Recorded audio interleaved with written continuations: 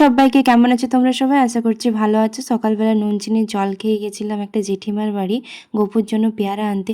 প্রচুর পেয়ারা ধরেছে, মানে হাতের থেকে পাড়া যাচ্ছে আর কি। আর অন্য টাইমে যখন আসি ওদের দুটো গাছ আছে, একটা গাছে প্রচুর পোকা আর এই গাছটা বেশ ভালো পেয়ারা ধরে। তো এই গাছটার থেকে বেশ কয়েকটা পেয়ারা পেড়ে এনেছিলাম। আর এখানে গোপালের সেবাও হয়ে গেছে। আজকে মঙ্গলবার, তো আমি পুজোটা করেছিলাম। তো আজকে অনেক ফুল পাওয়া গেছে, সিংহাসনটা বেশ ভালো লাগছিল দেখতে। তারপরে ব্রেকফাস্ট করলাম পাস্তা দিয়ে। আর এই গাছটা আমি কালকেই নতুন নিয়ে এসেছি।